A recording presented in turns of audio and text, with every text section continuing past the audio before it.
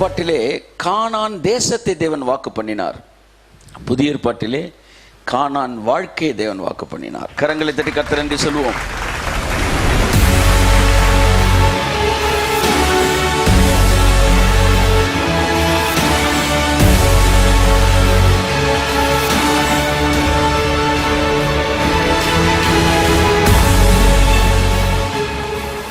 மறுபடியும் இந்த வேதாகம வகுப்பிலே உங்களை சந்திப்பது எனக்கு மிக்க சந்தோஷம். கர்த்தர் நம்மை ஆசீர்வதிப்பார். தொடர்ந்து நாம் தேவனுடைய வார்த்தையை தியானிக்கும்படி அழைக்கப்பட்டிருக்கிறோம்.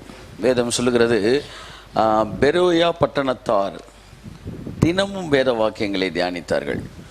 So daily meditation. அது என்ன ஆச்சுன்னா உங்களை நற்குணசாலிகளாய் மாற்றியது. ஆமேன். வேத வசனத்தை கிரமமாய் ஆராய்ந்து பார்ப்பது அது நமக்கு மிகுந்த ஆசீர்வாதமானதாக இருக்கிறது. Hallelujah. Amen. So we are in new covenant. நம்ம வேத வசனத்தை தியானிப்பது நம்முடைய வாழ்க்கையில் மிகப்பெரிய மாற்றங்களை ஏற்படுத்துகிறது. ஏனென்றால் அது அந்த சோல், அந்த ஆத்மா என்கிற இடத்திலே, மனது என்கிற இடத்துல மிகப்பெரிய மாற்றங்களை அது கொண்டு வருகிறது. யோசுவா 24:13 இந்த வசனத்தை வாசித்து நான் கடந்து. அப்படியே நீங்கள் பண்படுத்தாத தேசத்தையும் நீங்கள் கட்டாத பட்டணங்களையும் உங்களுக்கு கொடுத்தேன், அவைகளில் குடியிருக்கிறீர்கள். நீங்கள் நடாத திராட்சை தோட்டங்களின் பலனையும் ஒலிவ தோப்புகளின் பலனையும் புசிக்கிறீர்கள் என்றார். ஆமென். கரங்களை தட்டி கர்த்தர் நன்றி சொல்லுவோம். The life in Canaan. கானான் வாழ்க்கை அப்படின்னா என்ன? கானான் வாழ்க்கைனா என்ன? ஒரு தடவை நான் எடுத்திருக்கிறேன். கானான் வாழ்க்கையை நீங்கள் புரிஞ்சுக்கிட்டீங்கன்னா கிருபையின் வாழ்க்கையை நீங்கள் புரிஞ்சுக்க முடியும்.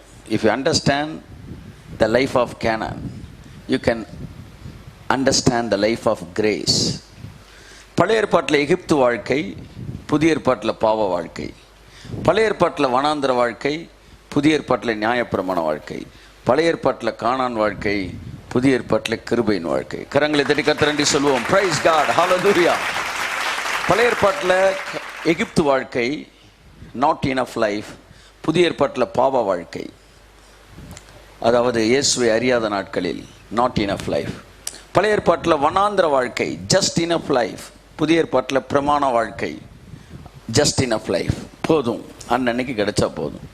பழைய ஏற்பாட்டில் கானான் என்பது புதிய ஏற்பாட்டிலே கிருபைக்கு நிழலாக இருக்கிறது.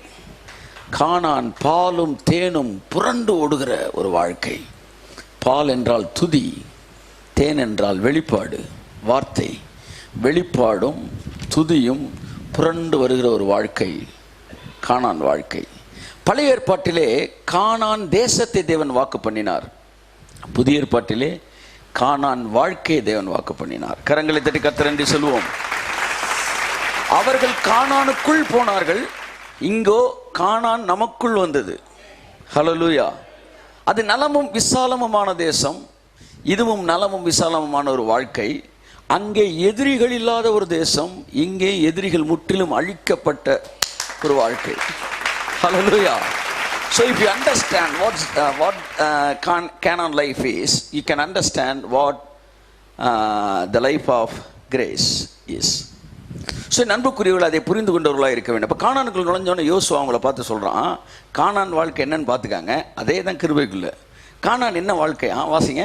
அப்படியே நீங்கள் பண்படுத்தாத தேசத்தையும். நீங்கள் பண்படுத்தாத தேசம். நீ பார்த்து உழவே இல்லை, அது பண்படுத்தவே இல்லை. அந்த நிலம் அது ஏற்கனவே பண்படுத்தப்பட்ட நிலம். புதிய ஏற்பாட்டில் கேரக்டர்ன்றது நீங்கள் உருவாக்குறது இல்லை, அவருடைய கேரக்டருக்கு பங்காளியாய் நீங்கள் மாறிவிடுவது. பண்படுத்தலை, அவருடைய பண்படுத்தப்பட்டது அப்படியே உங்களுக்கு. ஆமென். அடுத்து நீங்கள் கட்டாத பட்டணம். பாருங்க, எங்கேயுமே வேலை இல்லாமலே வருது பாரு. ஆக ஆசீர்வாதம். அதான் கானான் வாழ்க்கை. கட்டாத பட்டணம். அடுத்து உங்களுக்கு கொடுத்தேன், அவைகளில் குடியிருக்கிறீர்கள். நீங்கள் நடாத திராட்சை தோட்டத்தின் பலனையும் ஒலிவ தோப்புகளின் பலனையும், நீங்கள் நடாத ஒலிவ தோப்பின் பலன்களையும் புசிக்கிறீர்கள் என்றார். This is what the life of grace. நீ வேலை செய்யாமல் உனக்காக வேறு ஒருவர் வேலை செய்து முடித்து, நீ கட்டாத தோட்டத்தையும், நீ நட்டாத திராட்சை தோட்டத்தையும், நீ வெட்டாத துறவையும் அனுபவிக்கிற வாழ்க்கை தான் சிலுவைக்கு கீழாக இருக்கிற வாழ்க்கை. That is what the life of new covenant. That is what the life under cross. அதுவே அன்புக்குரியவர்களே சிலுவை நிழலில் வாழ்கிற வாழ்க்கை.